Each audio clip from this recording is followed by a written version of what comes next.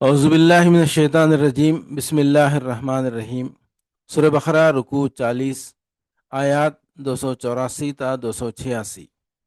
للہ ما فی السماوات و ما فی الارض وان تبدوا ما فی انفسکم او تخفوہ یحاسبکم بہ اللہ فیغفر لمن یشاء ویعذب من یشاء واللہ علی کل شیء قدیر۔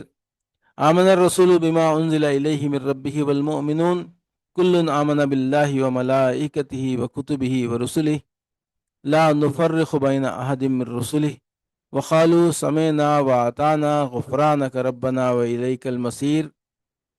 لا یکلف اللہ نفسا الا وسعها لها ما کسبت وعلیہا ما اکتسبت ربنا لا تؤاخذنا ان نسینا او اخطأنا ربنا ولا تحمل علینا اصرا کما حملته علی الذین من قبلنا ربنا ولا تحملنا ما لا طاقة لنا به واعف عنا واغفر لنا وارحمنا انت مولانا فانصرنا علی القوم الکافرین۔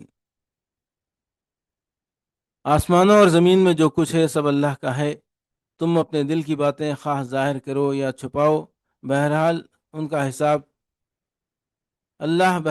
کا حساب تم سے لے لے گا، پھر اسے اختیار ہے جسے چاہے معاف کر دے اور جسے چاہے سزا دے، وہ ہر چیز پر قدرت رکھتا ہے۔ رسول اس ہدایت پر ایمان لایا ہے جو اس کے رب کی طرف سے اس پر نازل ہوئی ہے، اور جو لوگ اس رسول کے ماننے والے ہیں انہوں نے بھی اس ہدایت کو دل سے تسلیم کر لیا ہے۔ یہ سب اللہ، اس کے فرشتوں اور اس کی کتابوں اور اس کے رسولوں کو مانتے ہیں، اور ان کا قول یہ ہے کہ ہم اللہ کے رسولوں کو ایک دوسرے سے الگ نہیں کرتے۔ ہم نے حکم سنا اور اطاعت قبول کی، مالک ہم تجھ سے خطا بخشی کے طالب ہیں اور ہمیں تیری ہی طرف پلٹنا ہے۔ اللہ کسی متنفس پر اس کی مقدرت سے بڑھ کر ذمہ داری کا بوجھ نہیں ڈالتا۔